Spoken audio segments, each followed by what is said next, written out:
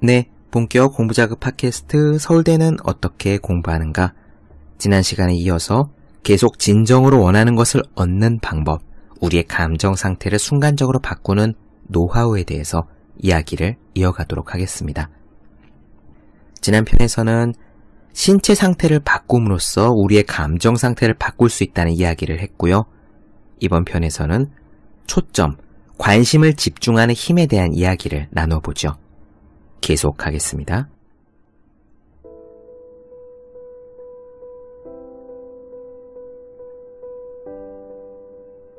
만일 우리가 원하기만 한다면 순식간에 우리를 우울하게 만들 수도 있을까요? 분명히 그럴 수 있을 겁니다. 끔찍했던 과거의 어떤 일 혹은 스트레스 받는 일에 생각을 집중하기만 하면요, 우리는 순간적으로 그렇게 됩니다. 당장이라도 우울해질 수 있죠. 누구나 끔찍했던 경험 혹은 우리에게 스트레스를 주었던 경험 한두 개쯤은 가지고 있지 않습니까?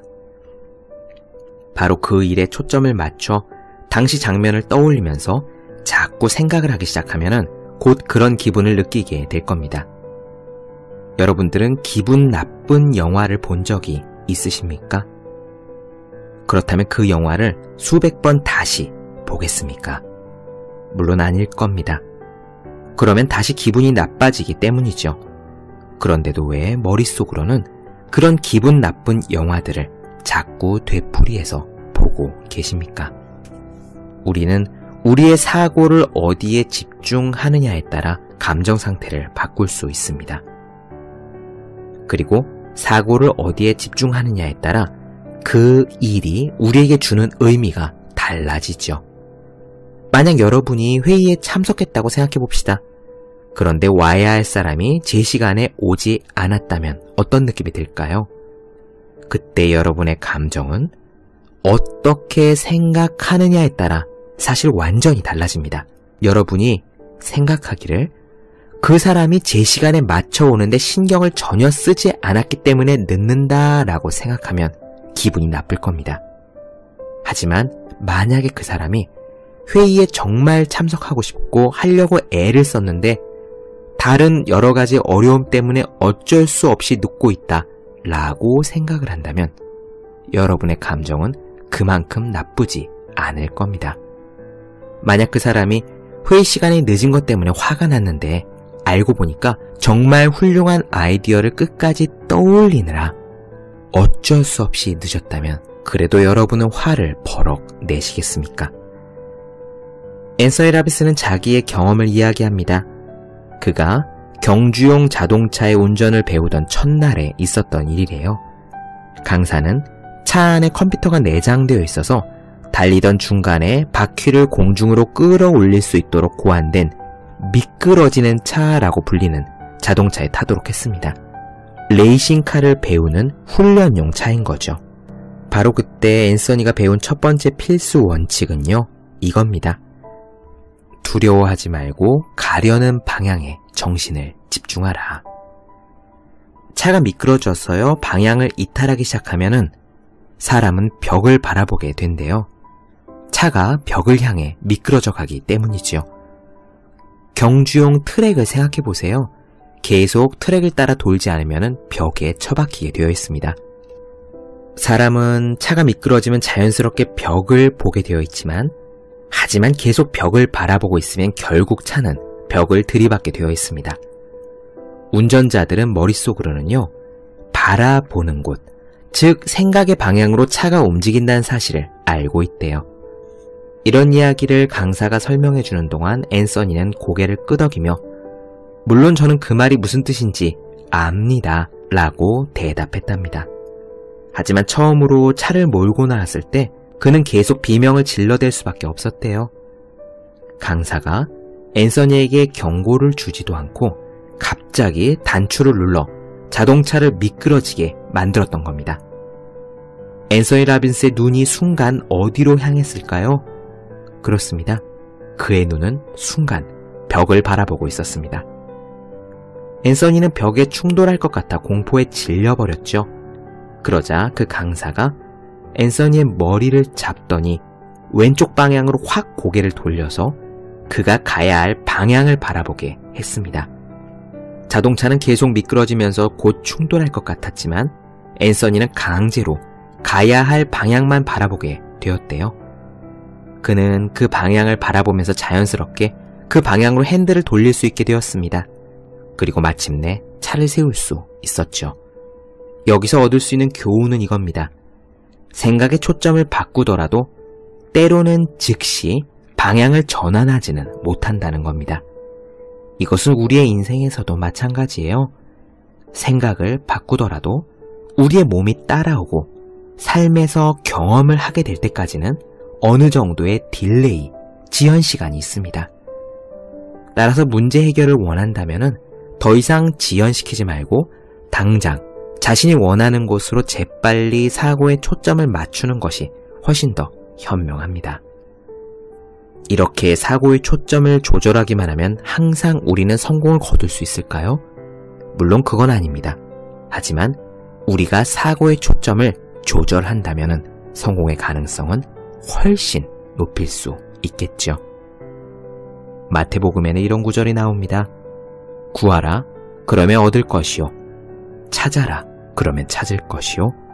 두드려라, 그러면 열릴 것이다.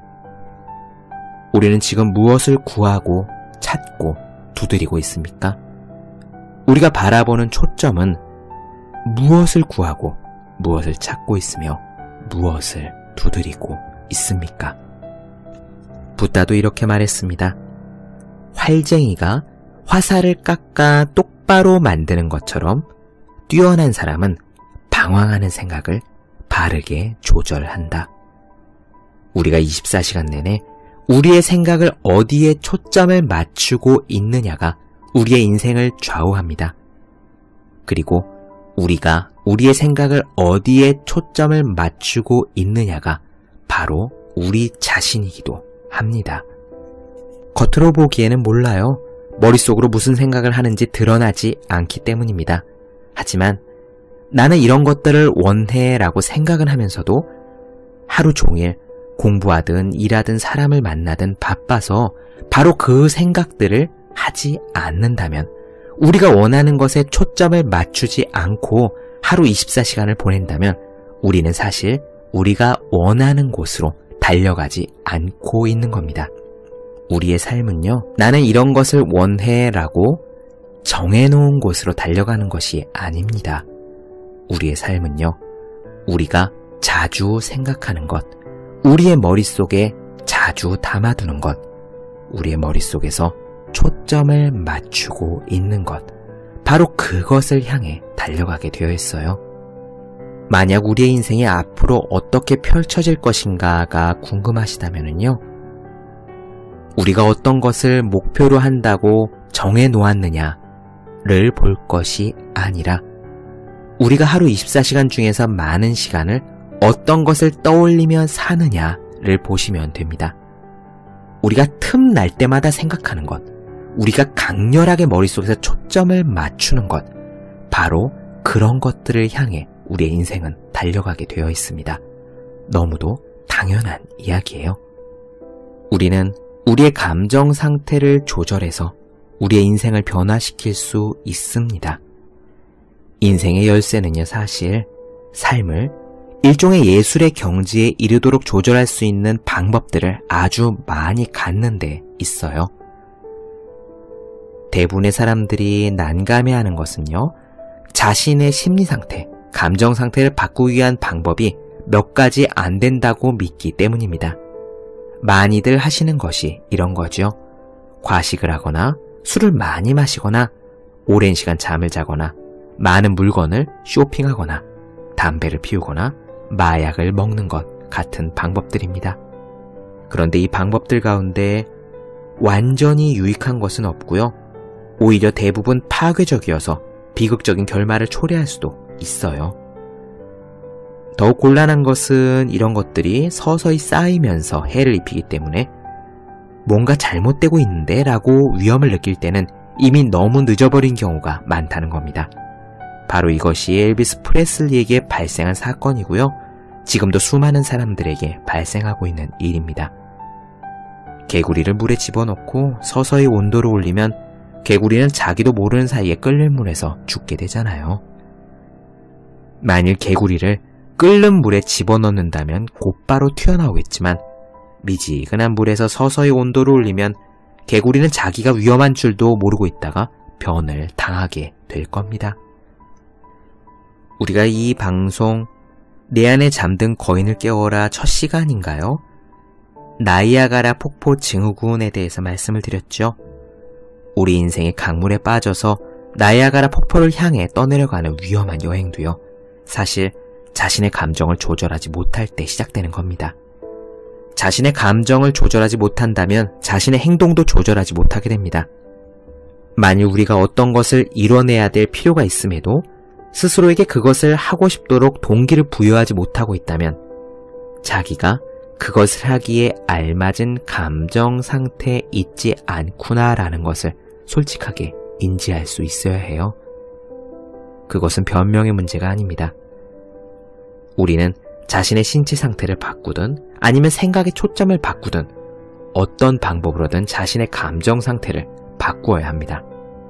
예를 들어 우리가 다이어트를 할 때 두렵거나 걱정스럽거나 좌절감을 느끼는 상태에서는 절대로 그 다이어트를 성공할 수 없습니다. 성공하기 위해서는 단단히 결심하는 것이 우선이 돼야 하죠. 일도 마찬가지입니다. 우리가 일이나 공부에서 더 나은 성과를 얻으려면요, 소위 지능이라고 하는 것도 감정 상태의 하나라는 것을 이해해야 된다고 앤서니 라빈스는 강조해요.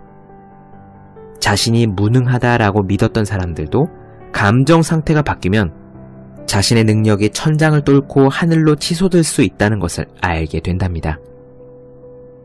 여러분들은 그런 경험 안 해보셨습니까? 자기의 기분 상태에 따라서 갑자기 머리가 팍팍팍 잘 돌아가는 경험이요.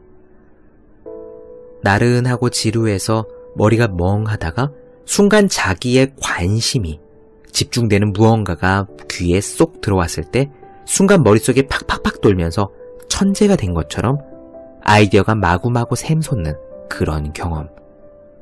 누구나 해보신 적이 있을 겁니다. 사람의 뇌는 원래 그런 거예요. 우리의 지능은 고정된 것이 아니라 우리의 감정 상태에 달려 있습니다. 그 어느 누구라도요, 우울하고 침체된 감정 상태에 있으면서 괜찮은 아이디어를 팍팍팍 떠올릴 수는 없습니다. 항상 감정적으로 고양된 상태에 있어야 우리의 지능도 높은 상태를 유지할 수 있죠. 결국 기분 좋은 상태, 우리가 원하는 최적의 상태에 머물 수 있는 능력을 가진 사람이 최고의 능력을 발휘하는 겁니다. 그러므로 우리는 스스로를 즐겁게 만들 수 있는 방법을 찾아야 해요.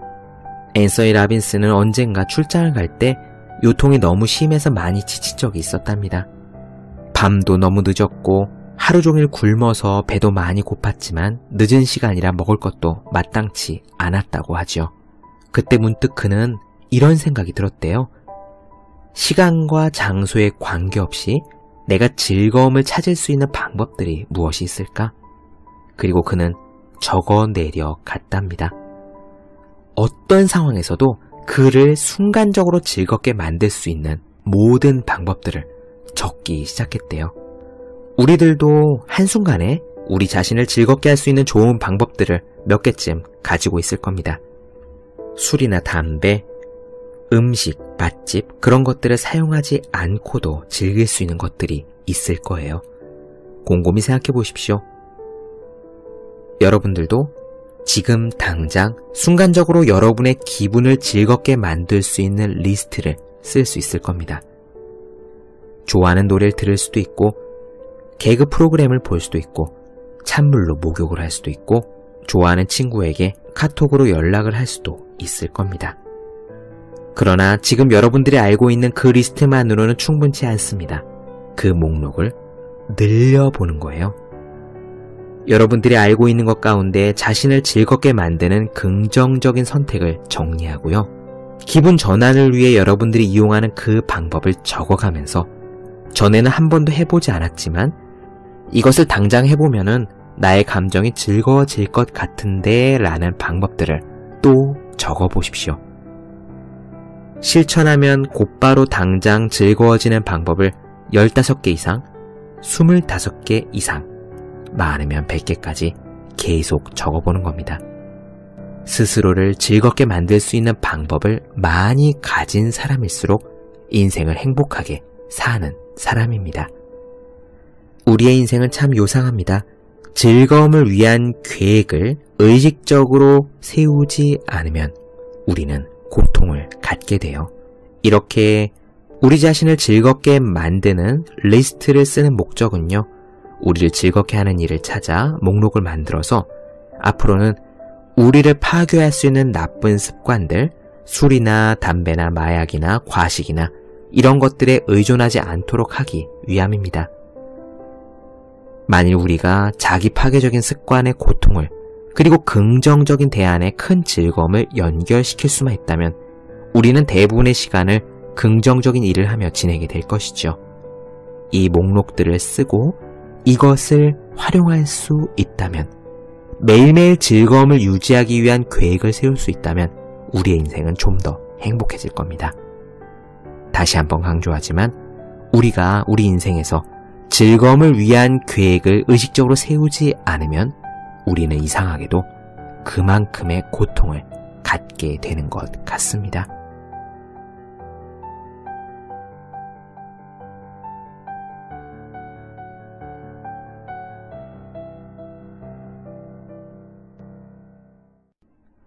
네, 본격 공부자극 팟캐스트 서울대는 어떻게 공부하는가?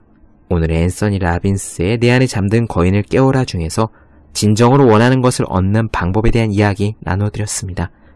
더 많은 이야기에 궁금하신 분들, 질문사항 있으신 분들은요, 제 네이버 블로그 생의 즐거운 편지, 다음 카카오 브런치 한재우의 브런치, 인스타그램에서 해시태그 서울대는 어떻게 공부하는가 검색해 주시면 되겠습니다. 또 매일매일 공부하시는 분들, 여러분 주변에 지금 매일매일 공부하고 계신 그분들을 위해서요, 하루 한 페이지씩 읽으면서 공부할 의욕을 북돋는 책, 보기만 해도 공부하고 싶어지는 365 공비타민을 선물해 주시면 좋겠습니다. 오늘은 여기까지 할게요. 전 다음 시간에 뵙겠습니다.